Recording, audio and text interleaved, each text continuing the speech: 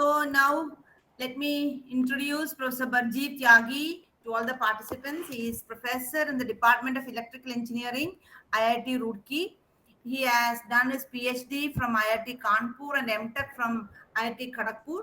His areas of specialization are power system operation and control, controller design, smart grid, and his current area of research are microgrid operation and control, integration of renewable energy sources, stability analysis, and controller design for power system. He has a vast teaching and research experience of more than 30 years in different capacities at IIT Roorkee, IIT BHU Varanasi, and even in HPTI Kanpur. He has various undergone projects like design and development of hybrid renewable energy microgrid with value chain applications for agriculture and dairy farm, different energy vector integration for storage and energy, reconfigurable IPS library for power system protection, and so on.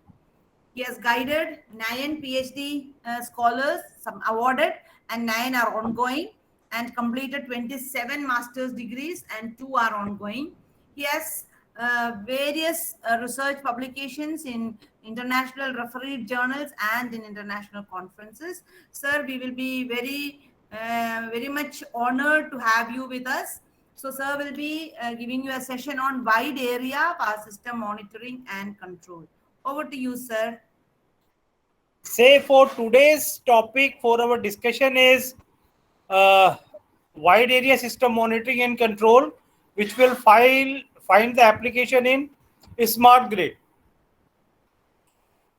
So I have given the name smart grid, which is monitoring and control. So first of all, what actually is the meaning of the grid? So if you will think about the power system, is an interconnected system in which different, what we call in power system terms, the areas are interconnected to each other with the tie lines. So in physical scenario, if you will see, like in India, we will have the different states, and overall, initially our power system was divided into the 5 national grids, which are the eastern grid, western grid, northern grid, western grid, and the northeast grid. So like the northern grid will contain all the northern states, including your UP, Uttarakhand, Punjab, Haryana, and going the some portion of the Rajasthan. So these national grids initially was working in a separate way. And in the one grid, like we say the northern grid, the different states are interconnected. So we can say the multi-area power system is nothing but a interconnected power system. And further now we are moving toward the single grid, which will be our national Indian grid. The advantage of having the national grid is the power surplus in one area can easily be transferred to the power in the another area. So the purpose of explaining all this thing is so we can see the complexity of this system, which is throughout the India is interconnected. So the whole nation is working at the single frequency. The operation of such a complex system is not an easy task. As the size of the system is increasing, so different type of the problems are appearing in the system. So our grid should meet the continuously varying active and the reactive power transfers. Means maintain the variables within limits and avoid any form of the instability under the disturbance, which are like your load variation, generator outage, line outage, etc. So, and to perform this job, what actually we require the measurements at the different point of the time. In addition to the measurement, we will have the continuous monitoring on these measurements. And based on these measurements, we can apply our control scheme as well as the protection scheme. So these four are the very important parameter in terms of the monitoring and the control of our system, which are your measurement, which give you the actual value. Second point is the monitoring, means this data which is we have measured, we can collect at a place and where we can monitor this data continuously. And based on this monitoring, we can take the action on the control and protection. So in this discussion, we are basically only restrict ourselves up to the control, otherwise the topic will become very big. The protection part I will not cover in this. But you can find the literature and the papers which are based on the protection by these measurements and monitoring point of view. So like we have discussed the integrated power system. So we have different challenges as my system is integrated.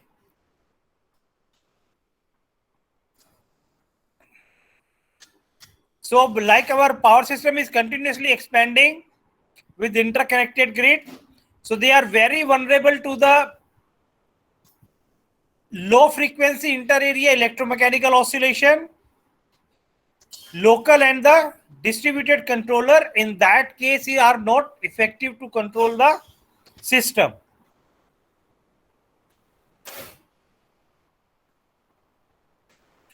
So in such situation, the solution here is our wide area measurement system and the wide area controller. Okay. So where if you require discussion at any point, then please stop me. So that particular point we can discuss in detail. So the first of all, how to measure the electrical quantity in which we are interested. So that is our measurement system, and we are calling it to be the wide area measurement system. Say conventionally, normally our main variable in a system are the voltage and the current. So these voltage and current in a normal way can be measured by the ammeters and the voltmeters with the help of the CT and PT. The main drawback in such measurement is that there we will have only the magnitude of the voltage and current. Like in integrated power system or is normally a AC system, a three-phase AC system we will have using 4-hour transmission point of view. So by using the CT-PT, if we are measuring the simply voltage, so in that case, the phasor quantity is missing. So to measure the vector form of the voltage and the current means by which we can measure the magnitude as well as the phase angle, we require a special device which is called the phasor measurement unit. And commonly this technology is used as the synchrophasor technology, which will consist here PMUs, nothing but the phasor measurement unit with communication network, which will help us in the monitoring. It measures the voltage and the current signals as phasor. And in addition to measuring the current and the voltage as phasor, it record and communicate the GPS synchronized time instant measurement. This is the another added advantage in the PMU.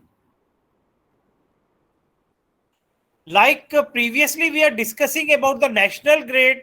This means throughout the country this network is we have the network throughout the country. So this means at a same time we require the measurement at the different locations. So one location may be in the north, other in the west, east, south, everywhere. So at which time we are measuring the quantity, that is also very important, because at that particular time then only we can have the snapshot of our system. So to basically synchronize it at a given time, so we will use the GPS clock, and the whole system is synchronized with this GPS clock. So each measurement which we will have by the PMU will have a time stamped measurement. So at what point we are measuring it, that time is also given. Oh, so that measurement we call the time stamped measurement. And these devices will have the very high sampling rate, which is varying from nowadays with the advanced PMU. This is as maximum as 60 samples per second.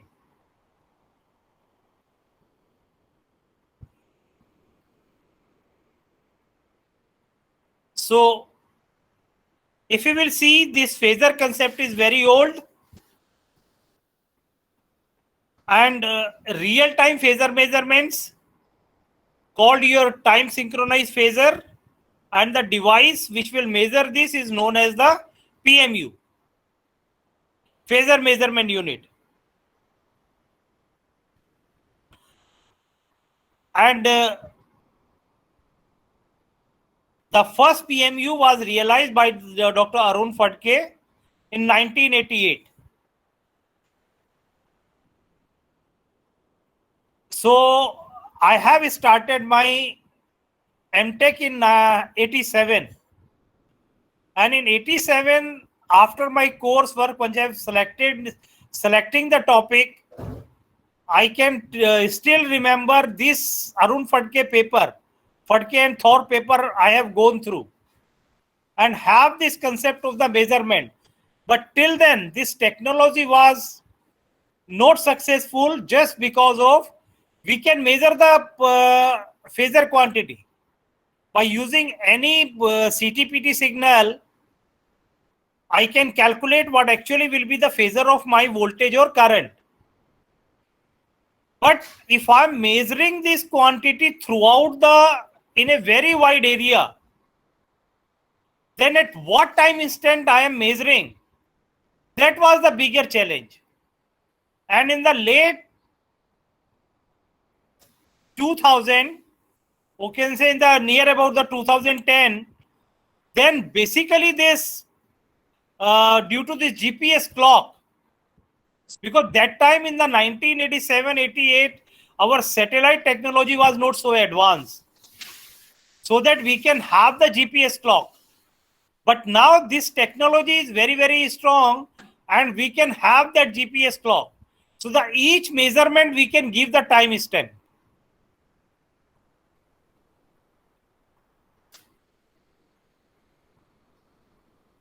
So the new technique for the measurement of the voltage phasor frequency and rate of change of frequency using a GPS receiver for time synchronization. So this last term, GPS receiver for time synchronization, will give a very added advantage in the power system for this measurement purpose.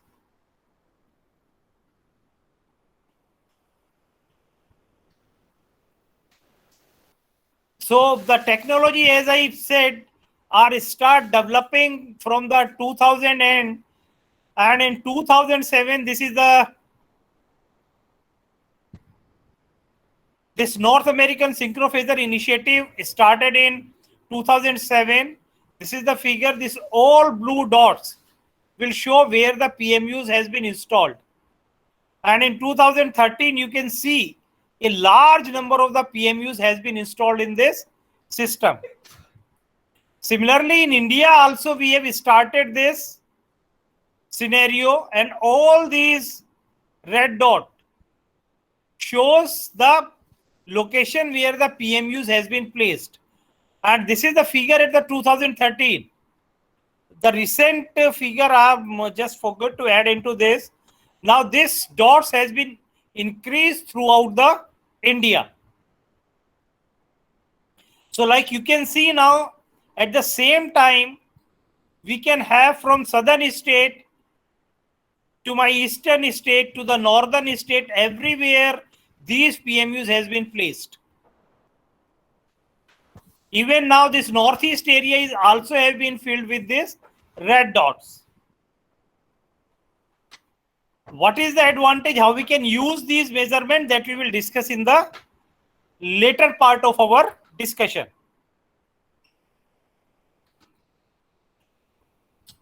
So like we said, the phasor, to measuring the phasor is not a difficult task. The phasor we can define with respect to a reference. What is the angle difference between the reference and this? The maximum of this wave.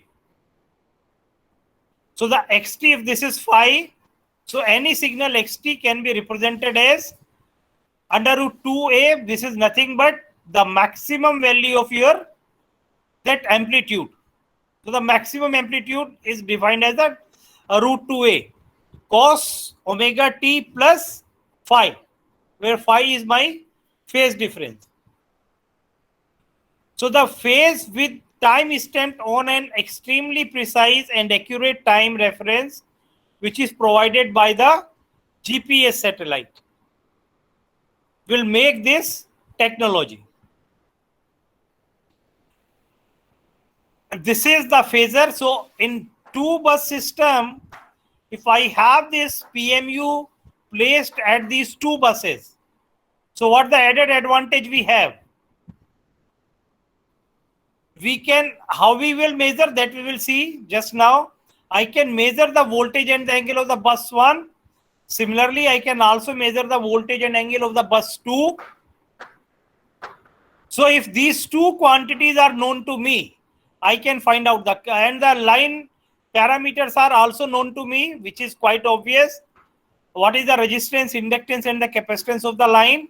If this is known, I can find each and every quantity related to this line utilizing my simple circuit analysis. So all things can be determined. So this delta 1 and delta 2 directly can be measured with this, comparing it with this reference signal. This reference is same for all the PMUs. So with respect to a common reference, if I'm measuring, I know what is the voltage and the angle at the each bus of my system. And all these PMUs are time synchronized with the GPS clock. So as per the IEEE, we can define the PMU as a device that produced synchronized phasor, frequency, and rate of change of frequency estimates from voltage and oblique or current signal and a time synchronizing signal. This and or means that will depend upon where we are placing our PMUs. So at the buses where PMUs are directly placed, we can directly use the voltage to get the voltage phasor. But once we are measuring indirectly, that we will see what is the meaning of the indirect measurement. There we have to use the current signal to measure the voltage at the another bus. Means like in this bus system, if I will remove this, still I can measure what actually will be the voltage on this. By this, if I am able to measure voltage and the current through this line, you can understand in this way. Suppose this phasor is not connected, this PMU is not connected. But what I'm doing, I'm measuring the voltage and the current. I know the line parameter. So if I know the current in this line, I can estimate what actually will be the voltage at the bus 2. So that is the indirect measurement of the voltage at the bus 2. Excuse me, sir. May I ask one question? Of course. Yeah, sir, how we are using GPS for this PMU? Yes. I'm coming to that. So this is my scheme to install the PMU. Say normally at a substation we have the CT and the PT. This is my potential transformer. This is my current transformer which are placed in the transmission line. Being an electrical engineer, we can understand this. The CT will give me what is the current flowing through this line, and the PT will give me what is the voltage at this particular bus. And these are the two analog inputs which are given to my PMU. So these are the analog inputs, voltage and the current, which the PMU is receiving. You can take the whole, this is my PMU and these are the internal component of my PMUs. So this, you leave the GPS antenna, maybe the part of this. So now, first we will understand how we will measure this. So this analog inputs can directly be taken to any processor unit, which we will have from a very long time are available to us. We use the anti-aliasing filter, analog to digital converter, and these are giving to our processing unit. And based on this voltage and the current samples which are available, we know what is the phase difference and what is the magnitude. So what this processing unit is doing, this processing unit is determine the RMS value of the voltage and the phase angle between voltage and current. So we know the magnitude and the phase, both voltage and current. On the other hand, if you will see, we will have the GPS antenna and the GPS receiver. So what the GPS signal we are getting, that is called the second of century. Basically, the second of century is started in 1970. From that, this clock is continuously running. And throughout the world, this is giving the time signal. So this GPS receiver will receive this time signal. And so what the processing unit is giving you the value of magnitude and the phase of the voltage and the current, and GPS receiver is giving the time. So at the same time, we use the phase locked oscillator so that the whatever be the data coming from the processing unit can be given a time stamp. And from this data, phasor data streaming, here we will have our communication network. So what we will have the voltage and the phasor value, GPS time stamp value in this phasor data streaming, and then we are communicating this. As we said before, this device will have the sample rate maximum up to the 60 sample per second. So you can see what is the processing time and the GPS clock time. So that data in this way is given the time stamp. Am I clear? Yes, sir. Sir, and sir, where we are transferring this data? Yeah, This combination. that we will discuss. So that is basically, if you will see, this is my one substation where I have connected this PMU. And from this PMU, basically within the, as per my sampling rate, my data is available to be communicated. And from this point, we will communicate the data. So now you can see this system. where all these are representing the line. Like these are the generator line may be there, load line may be there, and we have the number of the PMUs distributed in this system. And all these PMUs will receiving the same signal from the GPS antenna. And this GPS antenna, as we can see, is at my satellites. Sorry. So with this satellite, we are receiving this time signals. And as we know the sample, so this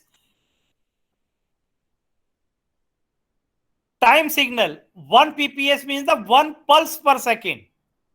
So every second, basically it is refreshing the pulse. So means you are resetting the whole PMU in each second. So every time if there is an error in the 1 second, so that can be further be corrected, because again the whole PMUs will be refreshed. So what we will do, we will take the signal from all the PMUs, and all these signals are transferred to the PDC, which is called the phasor data concentrator.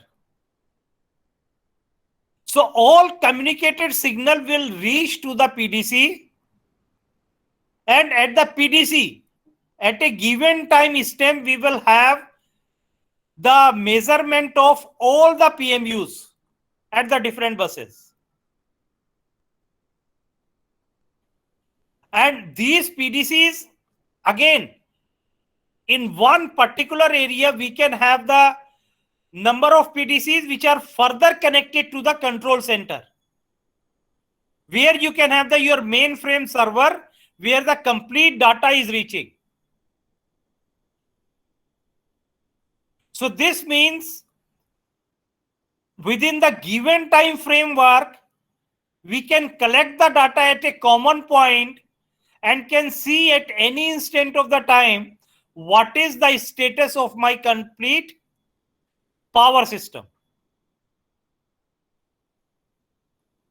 I hope the point is clear now. Sir, can you explain this slide one more time, please? Okay. Say you can have the number of PMUs placed in the system. Here we have shown only the 5, but practically these are the number of thousands PMUs which are placed in the system. And this area is varying, like we said, from north to south, east to west, everywhere. Distances may be in the thousands of kilometers. As we know, what is the communication speed?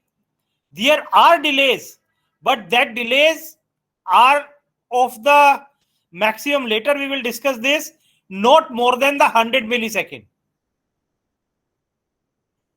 The maximum delay which we will have, that is the 100 millisecond, and every 1 second my pulse is again refreshed. So in the 1 second we can have the error. So as per the standard, this error we have to decide. So first we will have these number of PMUs which will have the same time stamp which you are receiving from the GPS clock. At their end, they have the local measurements, which is nothing but the buses of my system. So these buses will measure the voltage and the phase angle, as well as the current and magnitude and the phase angle. And from these PMUs, these are transferred to the PDCs, and from PDC to the control center. And that all will be done through the communication network. So with this, my whole data will reach at a common point where the monitoring of the system can be performed. Is it fine? Yes, sir. Sir, and sir, what does that PDC stands for? Phasor data concentrator. Okay, sir. Thank you. You can think like a computer. My all data is reaching to the one point, and that I'm storing in my computer. So this is the basically data format of the PMU to PDC. So this is the total size of the data, where the number represent here how many how many bytes I will have for each purpose. The sync for the synchronization of the data transfer, it contains words of the 2 byte. Then we have the frame size. ID code uniquely identify the data originator, means we require the data is coming from which PMU. So that will give the PMU location. As we said, the 2nd of century, that is my GPS clock, which is started at the 1970, and from that this clock is continuously running. This is the fraction of second, shows the rate at which the data is being reported. The check pulse help to determine any error in data transmission.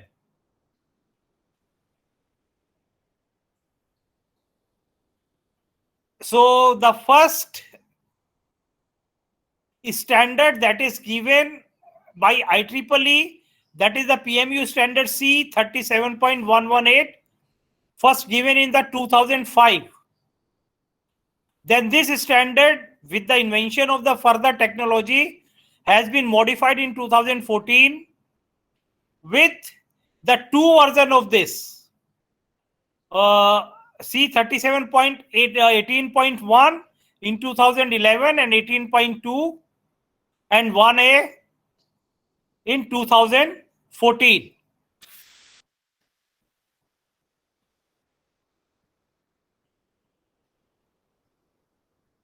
So the synchrophasor frequency and rate of change of frequency measurements are defined under all operating conditions. So basically this PMU is measuring the voltage, phase angle, frequency, and the rate of change of frequency. This whole data is available with the PMU. This will provide the format for transmitting data, time lag, and the other synchronization requirement. We will discuss in the later slide. This defines the limit of the total vector error, frequency error, and rate of change of frequency error. So initially we will have the M class of the PMUs, which is called the measurement class, and this will have the analytical application in transmission system. Later the another class is also developed, which is called the P class. P class is called the protection class. This is much faster compared to the M class. This will have the fast response application. So we are concentrating mainly on the M class of the PMU application. So as per the standard, we will have the 3 type of the error in the PMU can have. One is the total vector error. That is the error in the particularly in the phase angle. So the limit of the total vector error is 1%, which is 0.57 degree or 0.001 radians for M class of the PMU. For P class, this error is further less. The frequency error is defined as the true frequency and measurement frequency, and rate of change of frequency is nothing but df by dt. The permissible frequency error is 0.005 hertz, and the rate of change of frequency error is 0.44 hertz.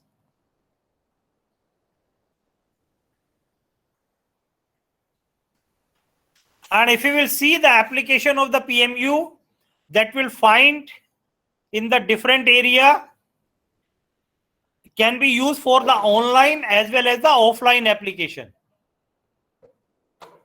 in real time, wide area situational awareness, frequency stability monitoring, power oscillation, voltage monitoring, state estimation, dynamic line rating, and the congestion management, outage restoration, and the operating planning.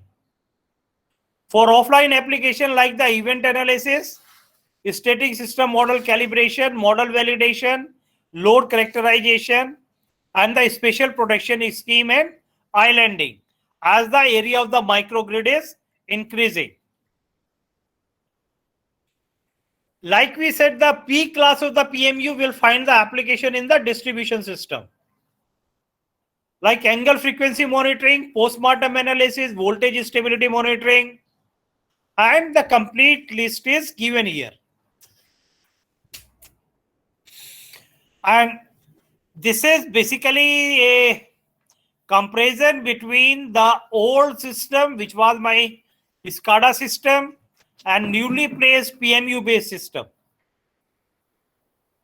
If we will compare these two, the SCADA system, you can see the blue line which is shown in the lower curve,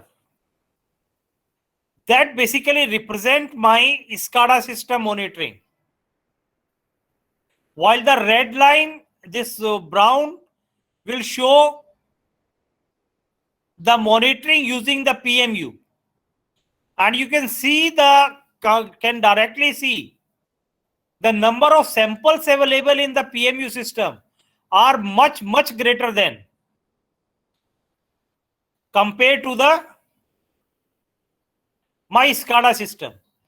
So the SCADA system is very slow, measuring only the magnitudes, does not give you the any angle we have to use by the state estimation algorithm, which in a way, in place of giving the real-time scenario, that will give me in a way the offline scenario was available to me. But with the advancement of the PMU technology, we can have the approximately, again we cannot say it is the exactly real time, but nearly real time scenario we can have using this PMU technology.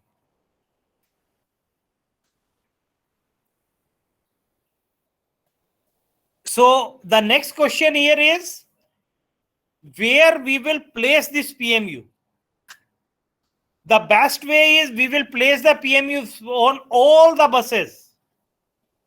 So the first part up to this is related to my measurement, because the PMU is giving me the measurement, and that measurement we are getting at the PDC or the control center. So the next question comes, where we will basically place these PMUs. So to monitor the power system, we have to place these PMUs.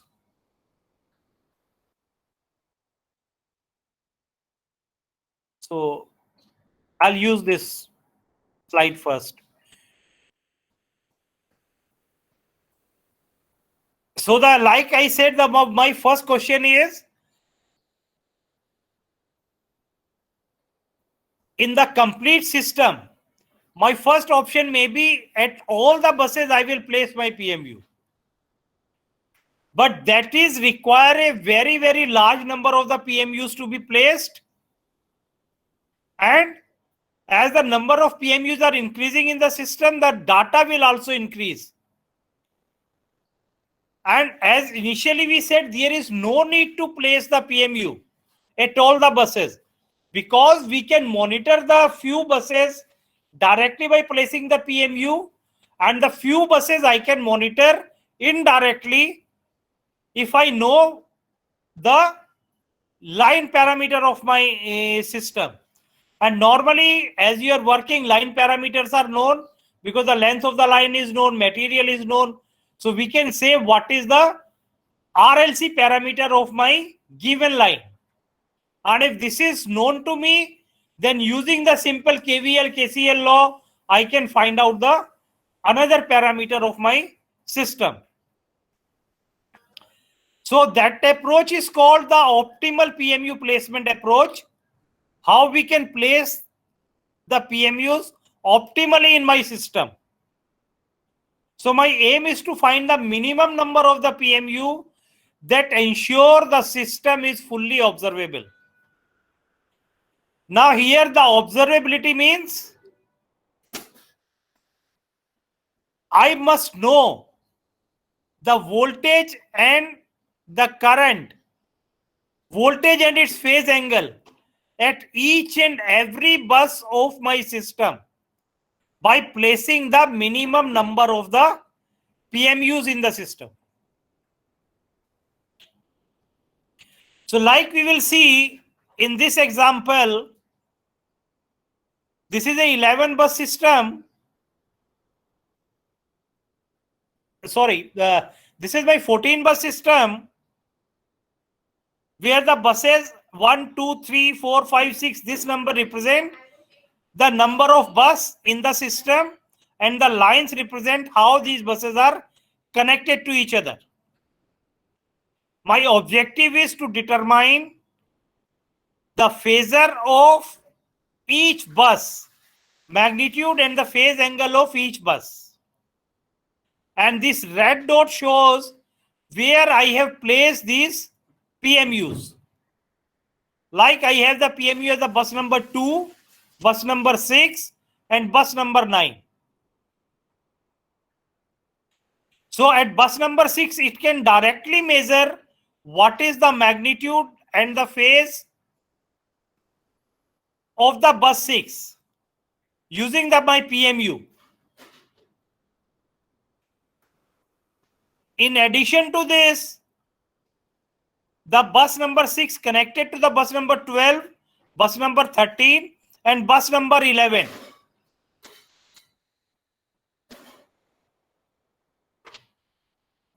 And simultaneously, I also know what is the current in this. So I'm indirectly measuring the current flowing in the line 6 to 11, 6 to 12, 6 to 13. This means PMU at the bus number 6 can also estimate what is the voltage and the phase at the bus number 12, 13, and 11. So PMU at bus number 6 is indirectly measuring the voltage and the phase of the bus 11, 12, and 13. Similarly, PMU placed at the bus number 9 is measuring the voltage and the phase of the bus 9 directly, 14, 10, 7, 4 indirectly.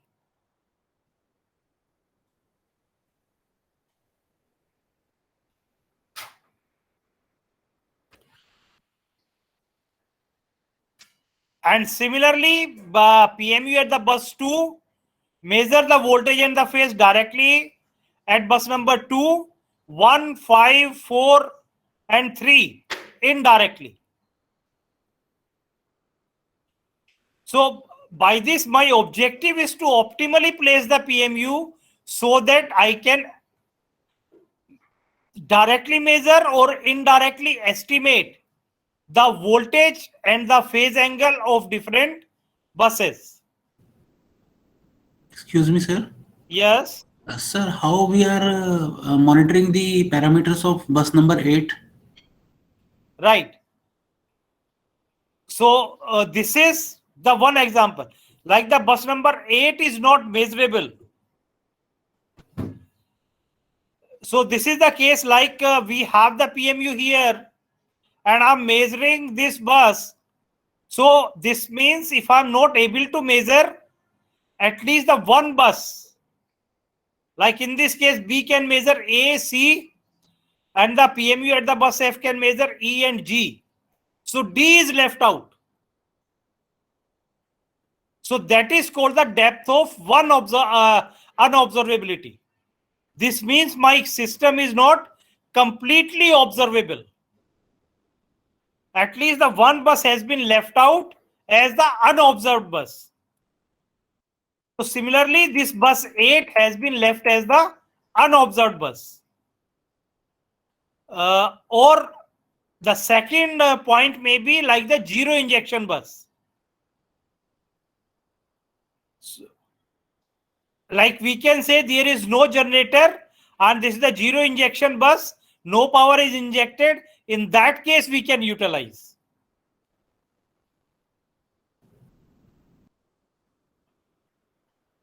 So I'm not going into the zero injection placement just now. That is for you just to increase your knowledge.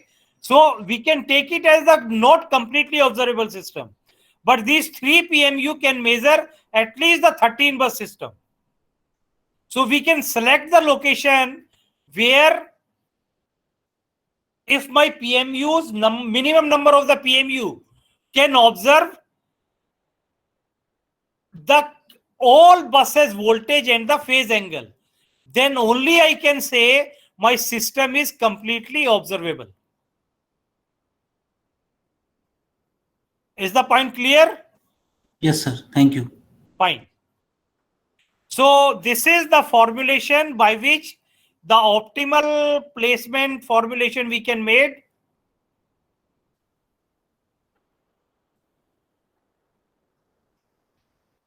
So we are basically minimizing a cost function which is sigma wk xk, where w represent the cost of the PMU and x represent the location of the PMU. W is the cost of the PMU, and for our simplicity, we can assume the cost of the PMU at all the buses is same. Basically, if we will go broadly, we will have the different channel PMUs. Means each PMU is limited by the channel limits. So the cost of the 2 channel, 4 channel, 8 channel, that cost may be different. Our objective is to minimize the cost of the PMU placement. So in that case, the W may be different, but for my locational, to find out the location, I can assume let the W is same for all the buses. X, the column vector whose ith element xi represent the installation of the PMU. So this xi will be 1 if the PMU is installed at the bus I and will be 0 otherwise. And this we have to minimize the cost of the PMU which is subjected to, I think this is not STEX. Just give me a minute.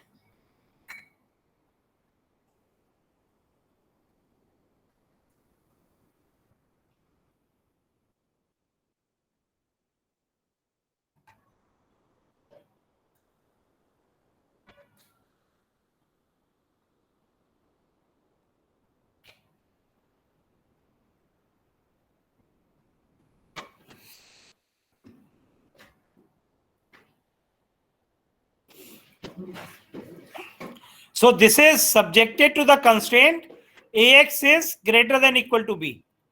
What the AX represent here? This nothing but represent the topology of my system. A is n by n topology matrix or binary connection matrix whose ijth element is represented as Aij is 1 if ith bus is connected to the jth bus. Like we have seen in this example, I can develop the matrix A for this system. Aij, like the bus number 6 is connected to 12, so this will be 1, connected to 13. So A613 will be 1, 612 will be 1, 611 will be 1. While and 6-5 will also be 1. While all other, where the 6 is not connected, all these elements will be 0. So we can start from the bus number 1 to bus number 14. So this topology matrix can be developed, which is giving you the which part is connected to which one. X will select where is this will be 1 if I have to place the PMU or not. And the B is nothing but we have to ensure that each bus is monitored by how many PMUs. Like if you want to monitor the each bus at least by 1 PMU, then the value of the B will be 1 in this case. So 111 transpose means each bus is monitored by at least 1 PMU. If I will make it the 2, this means each bus either directly or indirectly is measured by the 2 PMU. So what this number is giving? This number is nothing but giving us the redundancy in the system. So as we increase the monitoring by the different number of the PMUs, in a way that let 1 PMU is failed, data is available by the another PMU. So that is increasing the redundancy of my system. So if each bus is monitored by the single PMU, I can take it this as the 111. So here if you will see my complete structure of this formulation is either the integer type. So if this is 1, then the whole problem will become the binary integer minimization problem. And by using the different approaches, we can solve this problem. So once this problem will be solved, so what you are getting the xi, x1, x2, x3, x4, that will give you the number of PMUs placed at that particular bus. Like you can see in this, my x is x1, x2, x3 and xn. Where 1, 2, 3 and n is representing the number of bus. If x1 is 1, this means the bus 1, I have to place the PMU. And if 2 is 0, means the PMU will not be placed. So by this you will get, so how many number of the ones are there in X? That is nothing but the number of PMUs required to completely monitor the system. And this is problem is framed for the complete observability problem. Similarly, for the depth of 1 unobservability, where 1 bus is unobserved, and the depth of 2 unobservability, where the 2 buses are unobserved. Basically, this phenomena, I'm not going in the detail. That was the case once we have started the PMU placement. Because we cannot place the PMU, cost of the PMU was very high, and even to place, let's say, the 10,000 PMU in the system, it will need the time. So there we are selecting those buses which are less important. Then we are developing the concept of the depth 1 and the depth 2 unobservability. So this is my optimal placement problem. So only I'm giving you the basic idea, which is very frequently utilized all over the world for the continuous monitoring of my power system. And all these PMU data is reaching to the PDC. So in placement, do you have any question?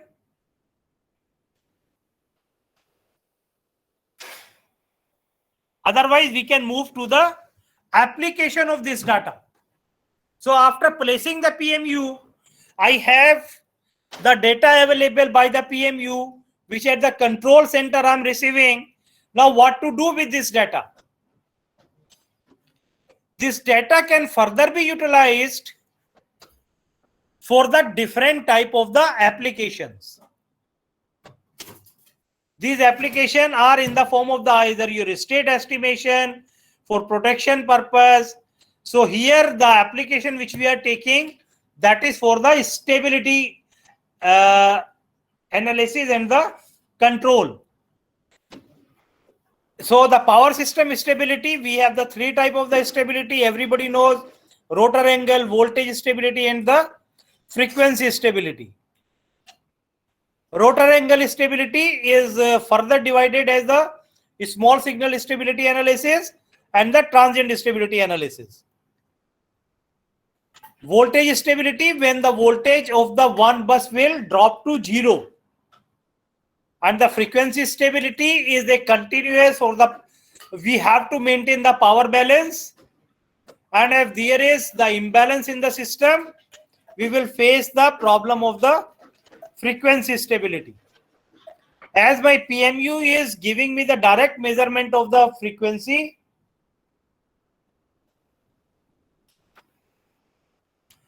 so conventional automatic generation control scheme we can utilize to control the frequency. So that is the conventional approach which is given to control the frequency of the transmission system. This is my governor turbine region. This is my power system. So all this is generated the mechanical power. And this mechanical power, my plant may be the thermal or hydro or nuclear, any type of the plant I can consider this. This is my load disturbance which is continuously varying. So the frequency at this end will change continuously. The first loop, if I will take only this portion of the curve, that is my primary control loop, where the primary controller is nothing but the governor, which give a little bit of help in controlling the frequency. And the second is my controller action, where I can use the external controller to change the input of the mechanical power, which is coming to the generator and the power system. So by this I can control the frequency. This is a very conventional approach given in the Algert book. Anybody can go through this.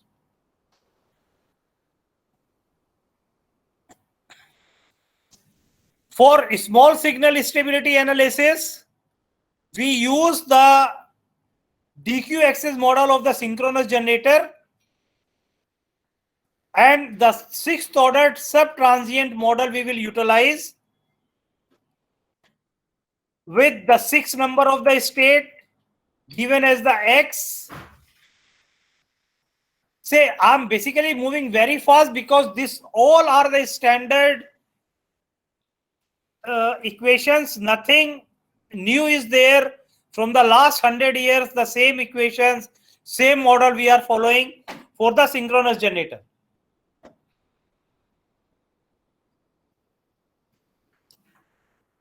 So for the further analysis or further study, I'm referring the Kundur book given in the end of the slide that I will give you, where the very detailed analysis of this is given, how to model the synchronous generator, what will be the input output.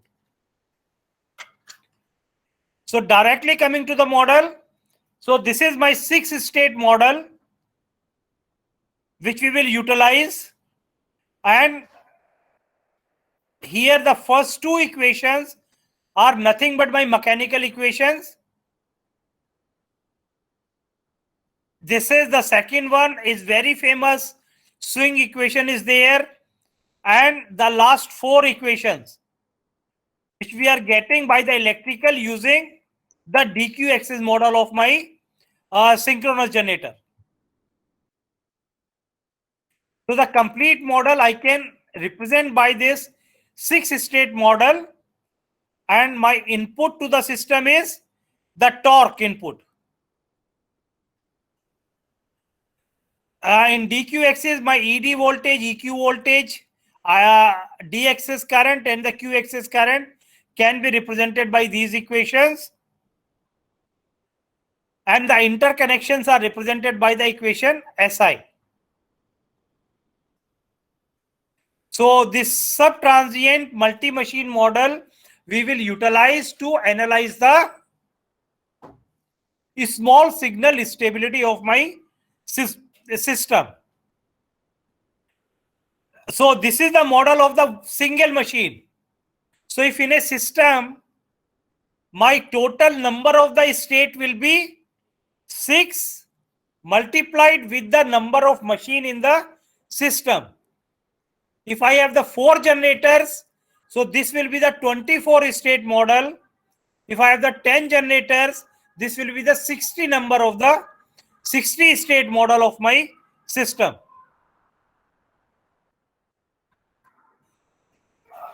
And as we can see, my developed model is non-linear in nature, because we are utilizing all these square terms, sine, cosine term. So this developed model is non-linear in nature. So what we can do, at the operating point, I can linearize this model in the form of the delta x dot as a delta xt plus b delta ut. So simple state space model will available to me. And this state model can be utilized to analyze the stability of my power system. So this matrix A at that given operating point giving me what actually is the stability of my power system. So that all is fine. That is the standard theory which is available. And the whole of the literature is available. Now, what is the role of PMU in this? And the controller design. That is the most important part. So we will consider the multi-area power system where each this block A1, A2, AN that will represent the different areas in which the different number of the generators are placed.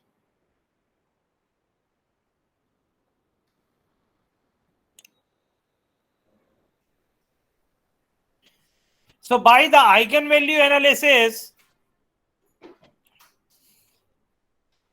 so what we will do, we will have the complete state model of the system. We will linearize the system at the given operating point. So we will have the matrix A, and for matrix A, we will have the eigenvalue analysis. So first we will find out the carried out the eigenvalue analysis to find out the inter-area modes. For each mode, participation factors are calculated to identify the controller location. And for each mode, controllability indices are computed to identify the feedback signal. And difference between generator speed signal, we will take it as an error. Say, as we know, what is the speed of a generator? That is related with the frequency, 120 F by P. So if I know the frequency by the PMU, I can find out what actually will be the speed of that particular generator.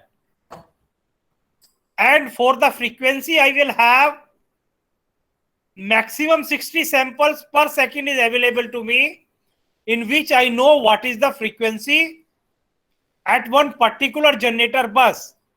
So this means I can estimate what actually is the generator speed. As from the knowledge of the stability, we know whenever there is some small disturbance will take place, my system will go out of synchronization. And our objective of this small signal stability controller is provide the damping into the system. So what we are doing, we are by eigenvalue analysis, we are selecting the generator where we can place this controller. And from the system, we are taking the feedback, and we will take the feedback where the controllability indices are maximum. So by this, we can design a control scheme so that by placing the PMUs, I can take the feedback signals available to me, and by analysis, I know where I am placing my controller. So these PMU measurements can directly be utilized with the computer to control the small signal stability problem. So the different type of the controller we can design, which will work on the PMUs. Like we said, the PMU's data can have the delay in this measurement. So once you have to transmit this data from PMU to the controller location, so naturally some delay will comes out. So objective will become to design a controller by which we can avoid or we can compensate this delay. Or the delay is of the few millisecond, but that delay problem we have to tackle once we are designing the controller.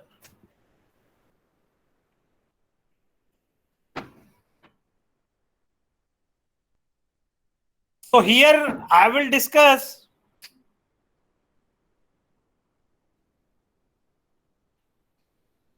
the state feedback controller design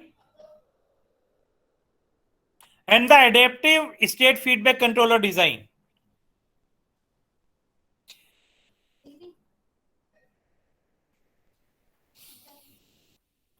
So the state feedback controller design, if we can measure the state of the system, we can design the controller K, which will, we can optimally design the controller K so that the oscillation appearing in the output of the system can be controlled. So the basic problem can be designed. I'm given with the system x dot equal to ax plus bu, y equal to cx plus du. Objective is to design the controller K, which will the control law for ut equal to minus kxt, which is minimizing the objective function j. The value of the K here will be R inverse B transpose P. And this is directly, these results, I'm directly taking from the optimal control theory, which is again available in the literature. So this, my objective is to determine this K, which is defined as the R inverse B transpose P, where R is known to me, B is known to me, and P is nothing but the solution of this Riccati equation. PA A transpose P plus Q minus PB R inverse B transpose P. So that will give me the optimal value of the K, which is making my system stable. So basically, as we said, my practical power system is non-linear in nature, which is defined as x dot equal to f xt ut and y equal to h xt ut.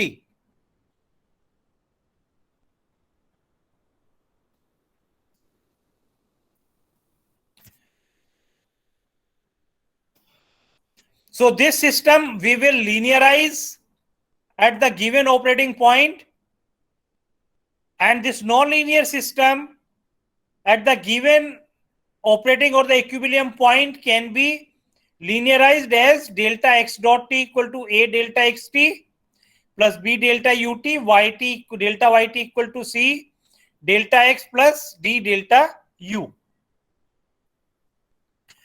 This linearization is performed using the Taylor series, where the matrix A is given by the Jacobian del by del x fxu, B is as del by del u fxu, C is del L by del h hxu, and D is del by del u hxu. And u, as we have discussed before, is nothing but ut is minus k delta xt. So for this given system, I can easily design what actually will be my delta k.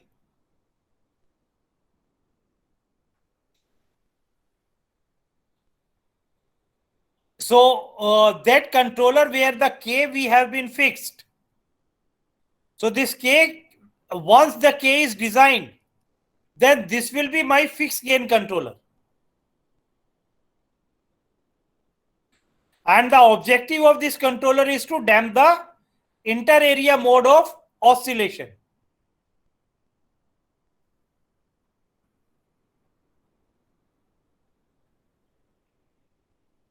So, like in this case, we will have the 2-area 4-machine system.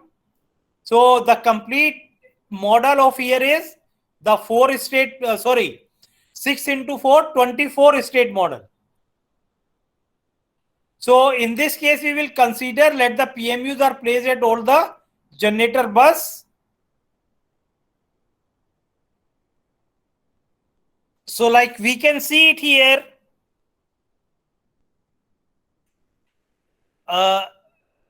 This my controller is damping out the oscillations, which are nearly was very large.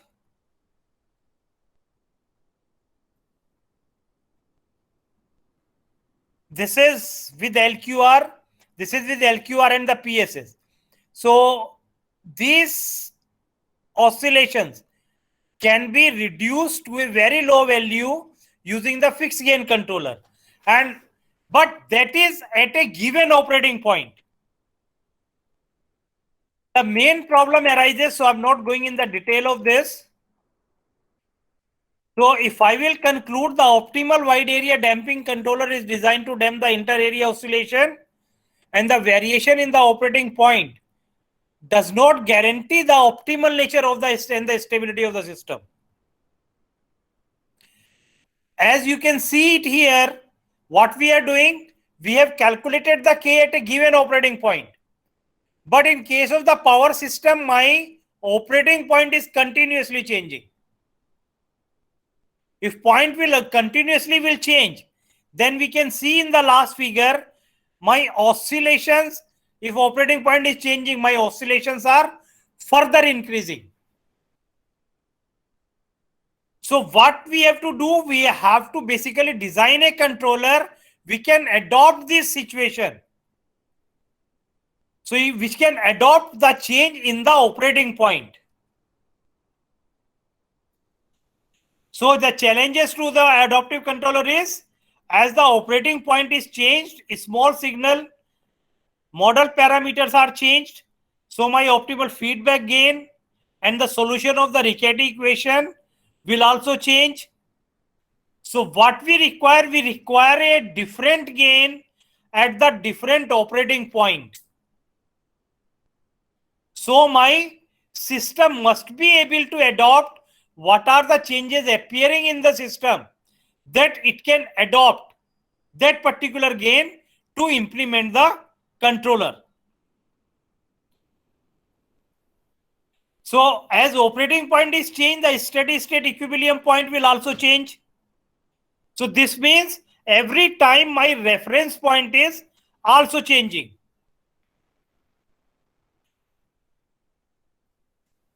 So every time I have to find the linear model at each operating point, and then only I can design my adaptive controller. So next part is the design of the adaptive LQR based controller design.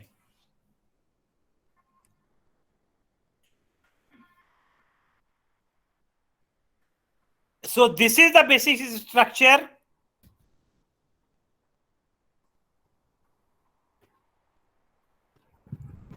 Of my adaptive LQR controller.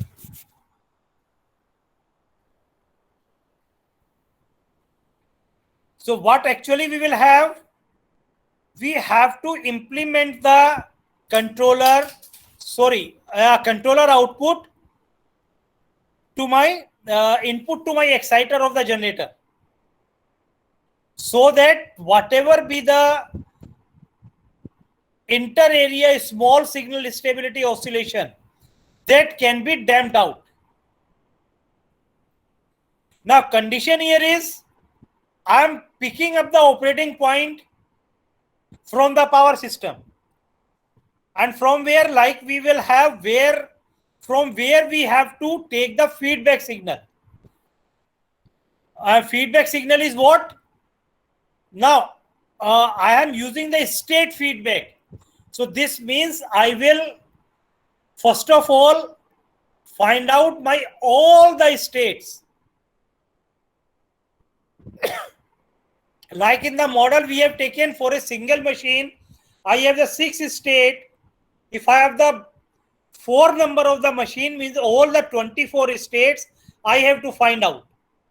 But what is available to me? Available to me is only the PMU measurement. So with the PMU measurement, I have to estimate my states. So what we are using with this PMU measurement, I will use the state estimator, which will estimate my all the states. And then these states, estimated states, are utilized with the controller K to generate the control signal. So here what we are saying, what is coming out here is the PMU measurement, which is given to my dynamic state estimator, and this estimator is estimating the state xt. Like we said, this PMU measurement, my operating point is continuously changing. So in the meantime, at the each instant of the time, we have to estimate what is my change reference point. So not only the actual state I have to estimate, I have to estimate the reference state also. The difference between reference and the estimated state is what? Say, suppose I'm refreshing the all measurement after, say, the 1 second. So with the 1 second, I know, I consider my system will have the same operating point. So this will remain the same for 1. But for this 1 minute transient, my dynamic state will change. I hope you are able to differentiate the dynamic state estimator and the reference state estimator. Reference state estimator, throughout the period, we are considering one operating point. This will remain the fix, while the dynamic state estimator will giving you the dynamic changes. So in the 1 second, I can have the 60 samples by which my this state xt is changing compared to the reference. When these two are compared, I will generate the delta x, which is multiplied with the k. Now question here is, from where we will get this k? So what we will have, so that is the offline analysis. Offline, we will train a neural network to compute this gain k. How we will compute the gain k? At the each reference point, we will have the one value of the k. And at the each reference or at each operating point, I will have a particular PMU measurement.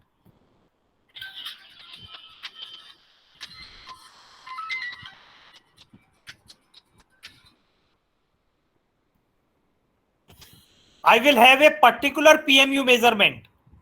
So this in the neural network, with the available PMU measurements, the offline analysis we are doing. So if there is one operating point, what will be the PMU measurement that we can find? And we can train a neural network. Like we have taken the first case, a fixed gain controller case.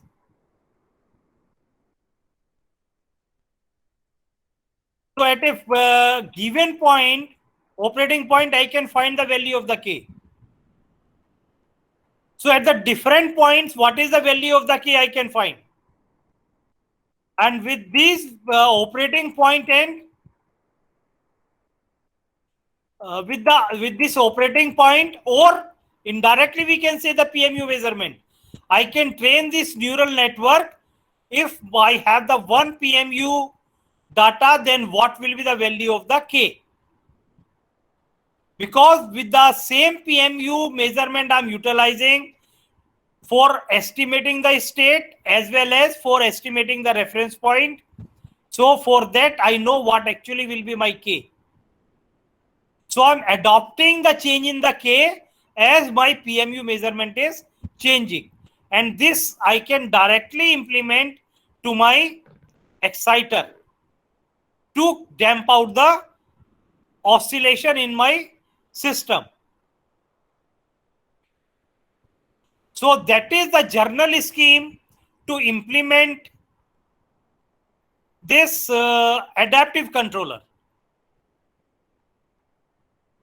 So how to design the ANN?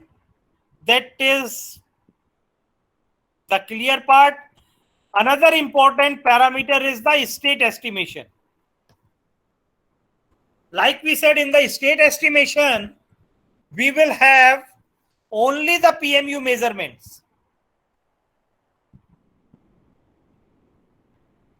So these PMU measurements we have to utilize so that I can estimate what actually will be my states are. So this dynamic state estimator, in literature we will have a number of the estimators which are available.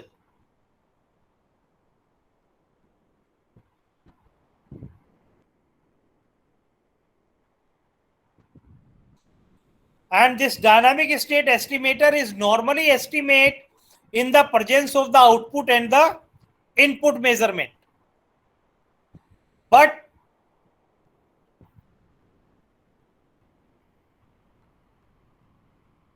the main problem here is my U, which is my input. Sometimes this U is also not known to me because I have to generate the U. U is the part of my exciter, and mainly the U in is my electromechanical torque, which is being developed. If this is also known, then how to estimate the states? So the existing technique of the DSC is estimate the unknown input using the available measurement. Output and estimate inputs are used to estimate the dynamic state. And this will result in the poor transient performance due to delay in the input estimates. So that is the basic problem which will appear in the extended Kalman filter and the unknown input Kalman filter. For this, we normally use the unscented Kalman filter with unknown input. So this is a derivative-free approach, estimate the unknown input with available measurement and uses the unscented transform to propagate for the covariance.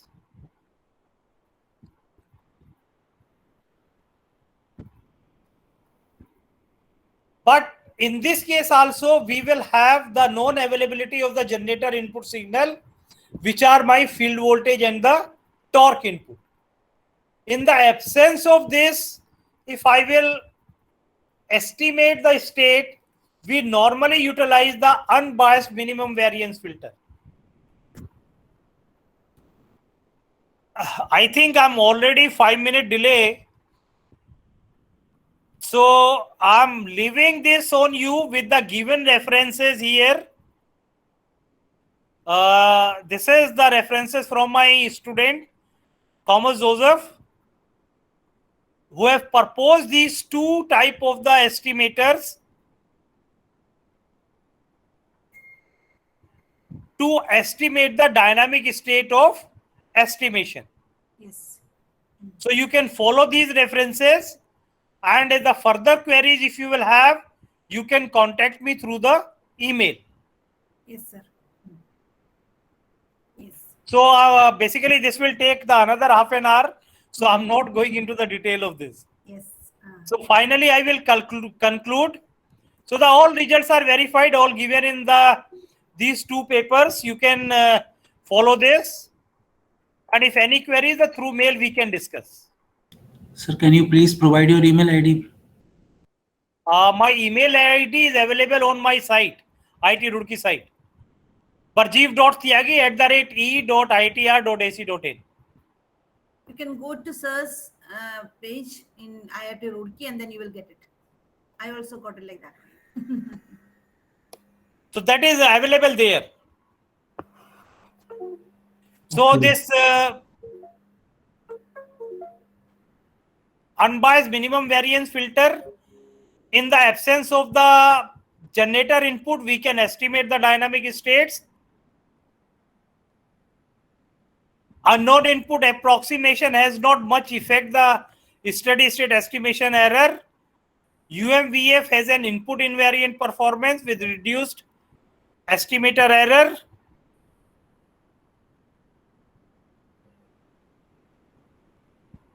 So this UMVF failed to converge from wide range of the initial state estimate. So this is the main problem in this filter, which is discussed in these particular slides. If my range is very high or the disturbance is very, very large, so it will fail to converge. So later also we have basically improved this by the unscented filter. And this is the approach by which we can estimate the reference point. So to finally conclude, the adaptive control strategy for the damping of inter-area oscillation in multi-area system using wide area measurement system is proposed, and this proposed technology will damp out the system oscillation up to the satisfactory level. So these are the few references. The first two are the books, the Kundur and the Grams-Roger, in which the detail of the power system stability is discussed in a very good way by using the eigenvalue analysis. And Kundur, as everybody know, power system stability and control, this is we call the Bible of our electrical engineering, in which everything is discussed in a very detail. Professor Kundur basically after reaching to Canada, then he developed his own company, written the book. A lot of work has been done by Professor Kundur. And this is a Kamwa paper, is the basic paper in the estimation. A lot of advances has been appeared after this paper, but still this is the very base paper for the estimation point of view. Thank you very much.